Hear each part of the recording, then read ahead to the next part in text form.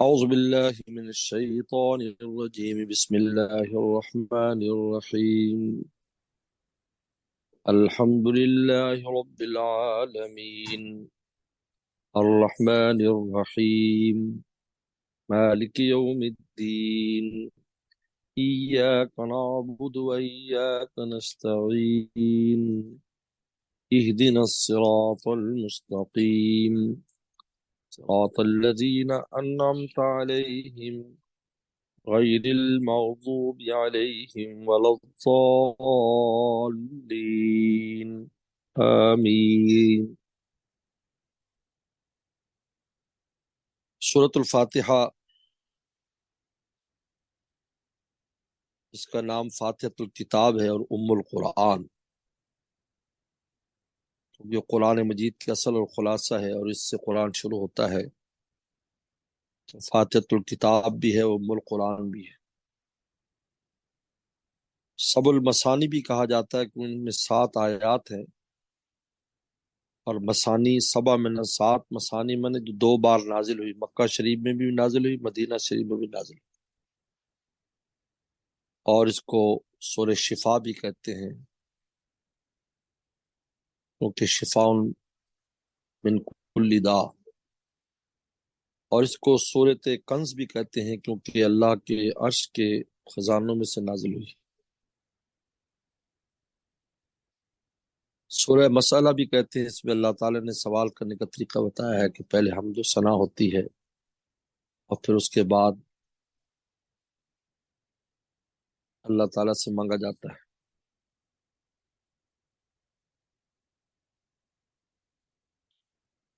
حدیث شریف میں آتا ہے کہ اللہ تعالیٰ فرماتے ہیں کہ قسمت صلاتی بین و بین عبدی نصفین، میں نے صلات کو اپنے اور بندوں کے درمیان آدھا آدھا تقسیم کر دیا ہے، وَلِعَبْدِ مَا سَأَلَ، اور میرے بندے کے لیے وہی ہے جس کا وہ سوال کرے گا۔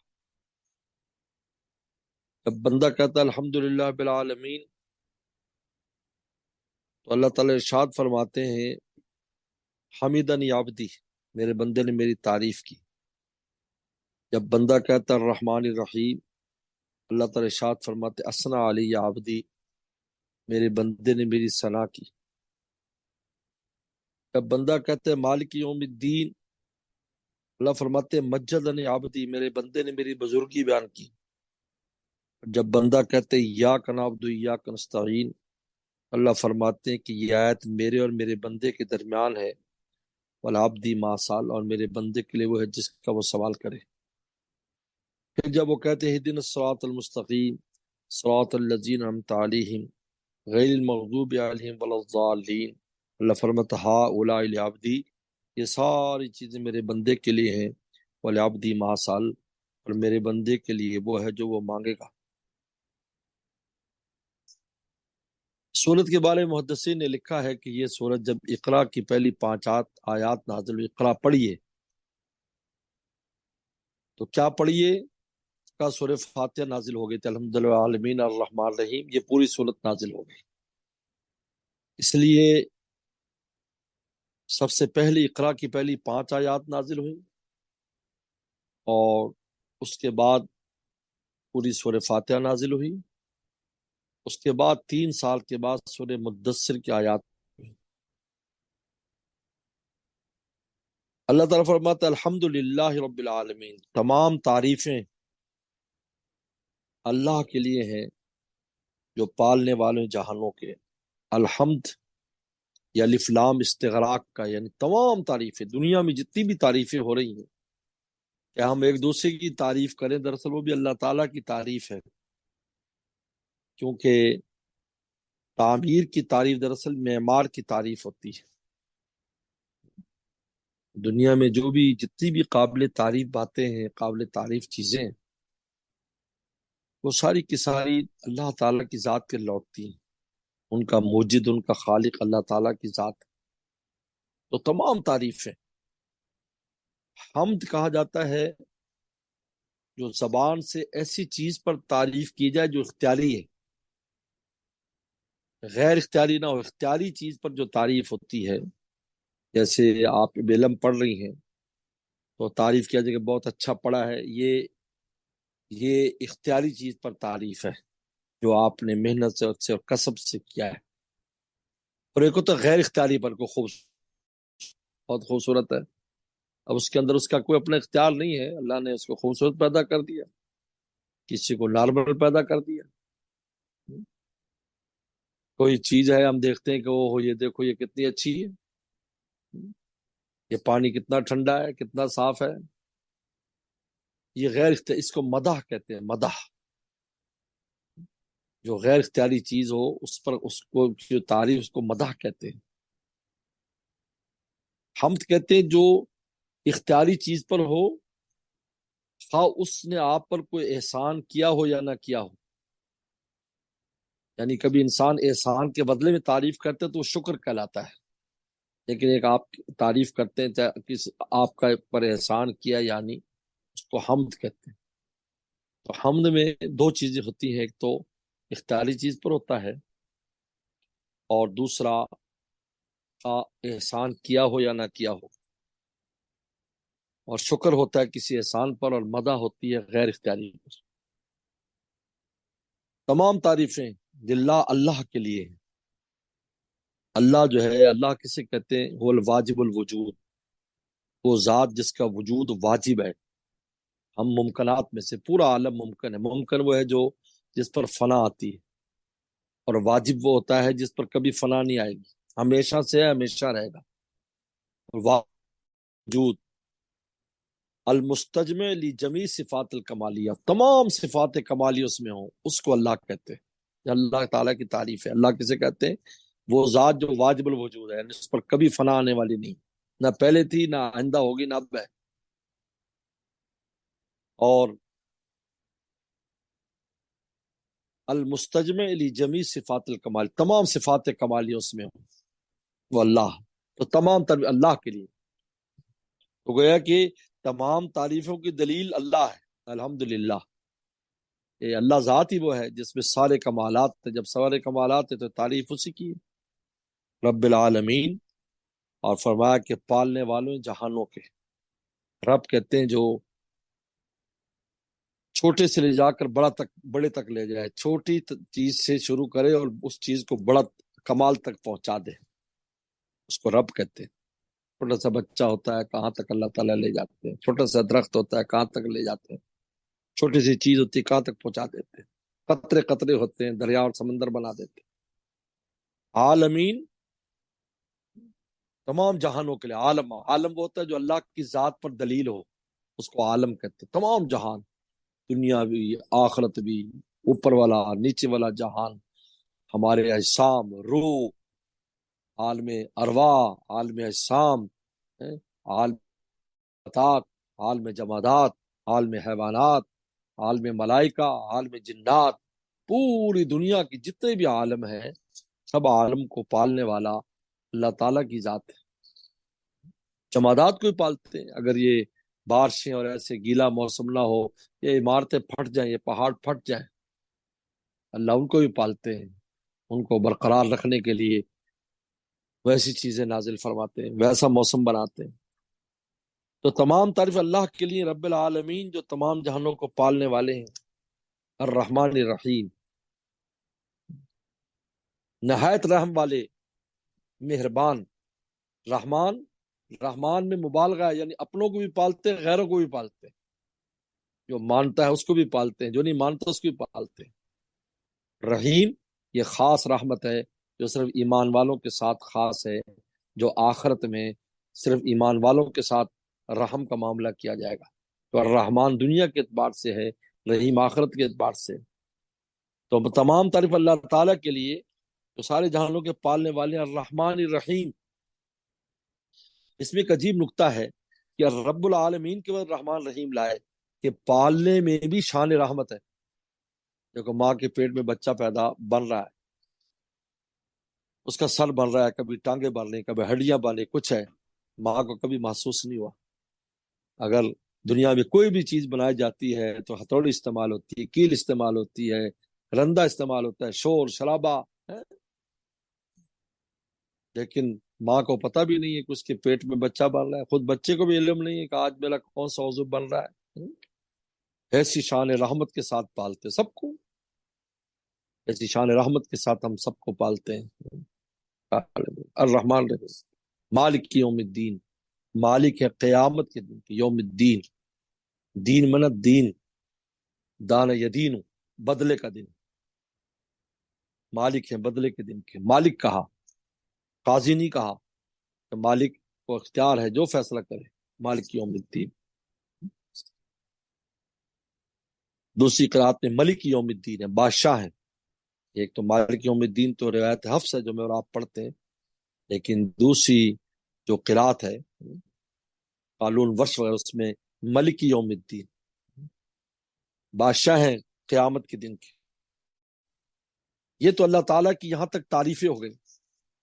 جب آدمی کسی کی، یعنی طریقہ کار یہ ہوتا ہے کہ انسان کسی کے دربار میں سب سے پہلے اس کی تعریفیں کرتا ہے غیب کے صیغوں کے ساتھ، کہ اللہ ہمارا بادشاہ ایسا، ہمارا بادشاہ ایسا، ہمارا صاحب ایسا، ہمارا صاحب ایسا، ایسے کہے گا۔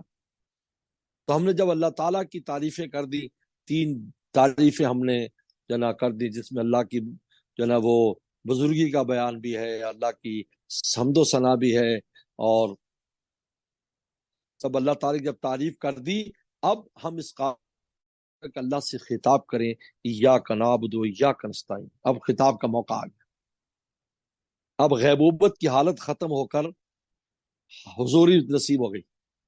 پہلے غیبوبت تھی، لیکن جب ہم نے تعریفیں کی تو ہمیں حضوری نصیب ہوگی۔ ہاں آپ کو ایاک نعبد، ہم آپ کی عبادت کرتے ہیں، وہ ایاک نستعین، اور آپ اس سے مدد چاہتے ہیں۔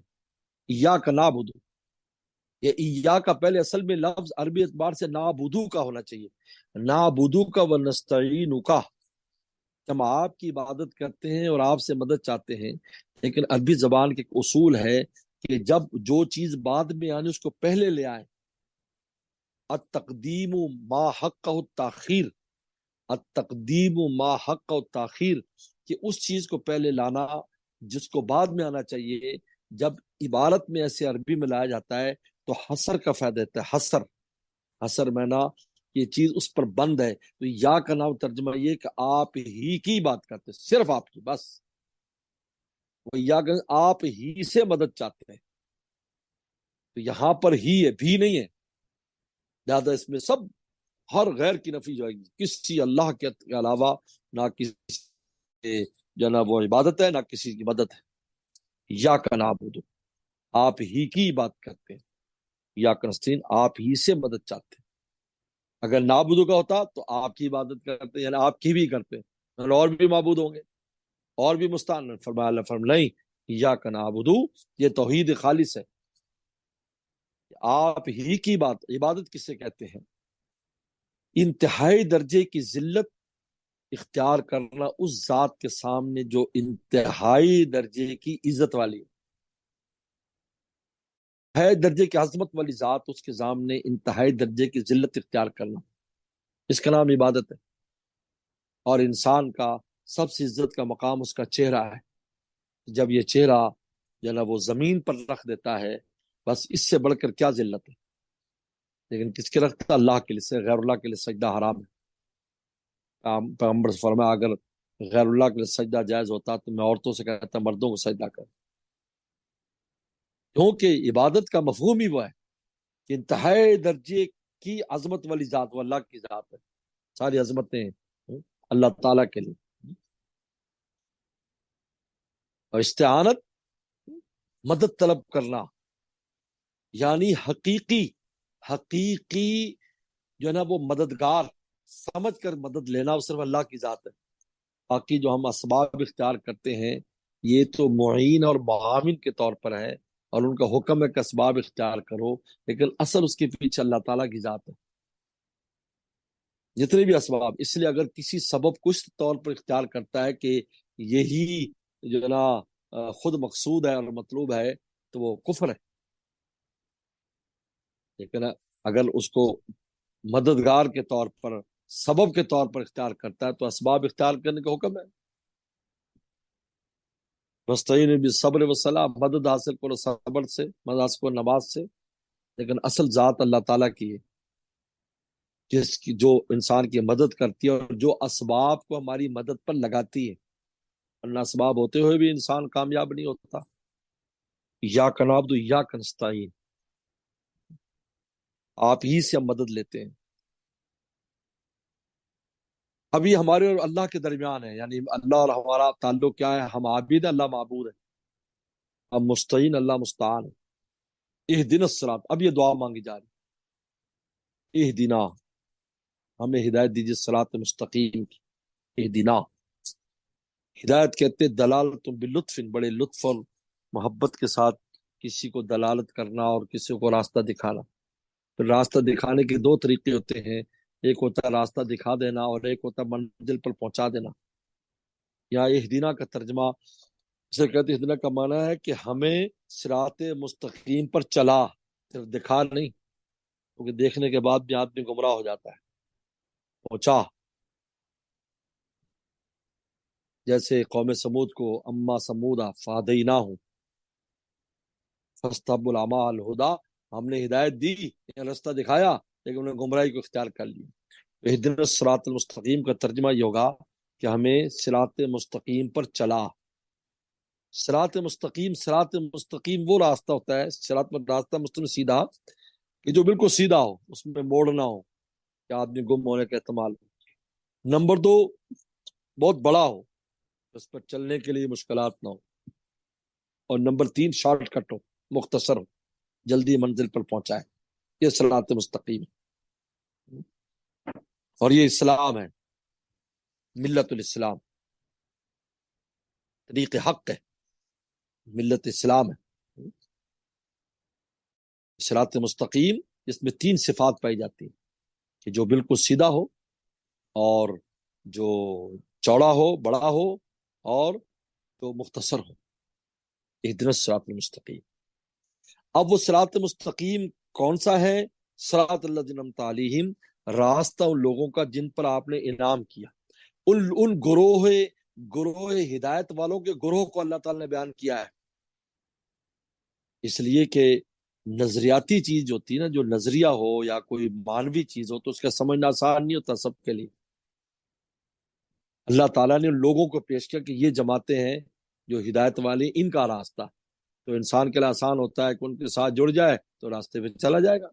قافلہ جا رہا ہو کہ بھئی آپ نے فلاں جگہ جانا ہے، ان کے ساتھ چلے جو بھی وہیں جا رہے ہیں، تو بہت آسانی سے آپ منزل پر پہنچ جائیں گے، اور کہ آنکھیں بند کر لیں گے، آپ کو فکر کی ضرورت ہی نہیں ہے، کیونکہ جا ہی وہاں رہے ہیں۔ لیکن اگر یہ بتایا جائے بھی یہاں سے جاؤ، وہاں سے جاؤ، یوں کرو، وہ کرو، تو انسان کو کتنی فکر ہے، پتہ نہیں منزل پر پہنچتا ہے یا نہیں۔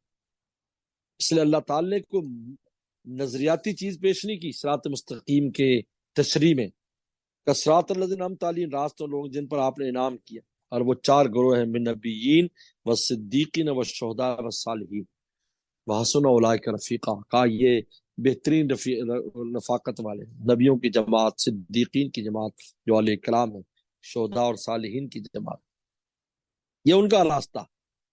صراط مستقیم کے بعد ان کا راستہ جس پر، یعنی ان گروہوں میں ہمیں آپ شامل فرما دیں۔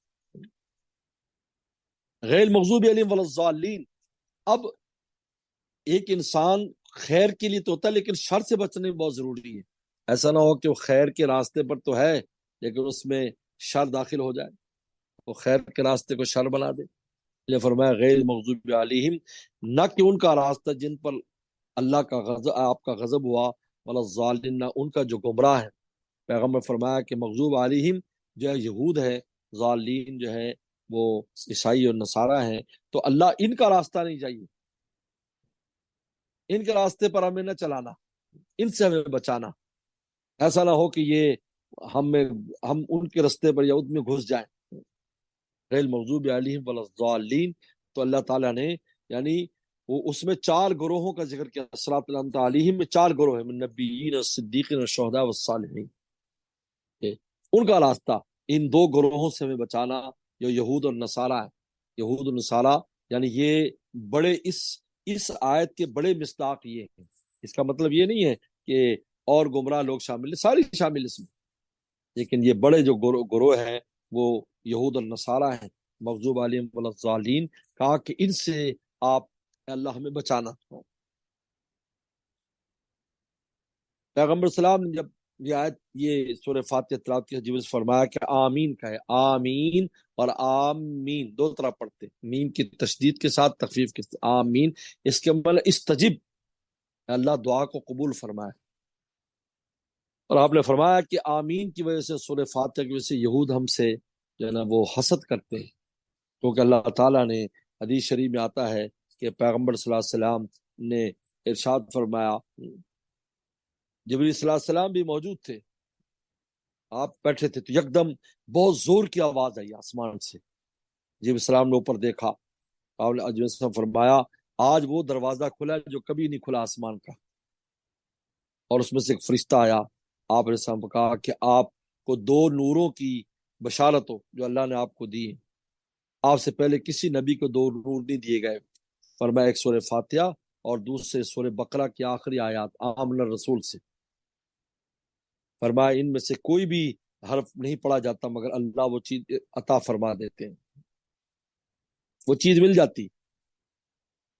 اور آپ نے فرمایا کہ جس کے قبضہ قدرت میری جان ہے، تورات انجیل زبور میں اور قرآن میں خود اس جیسی آیت نازل نہیں ہوئی جیسے سورہ فاتحہ ہے، ایسی آیت نازل نہیں جیسے سورہ فاتحہ ہے۔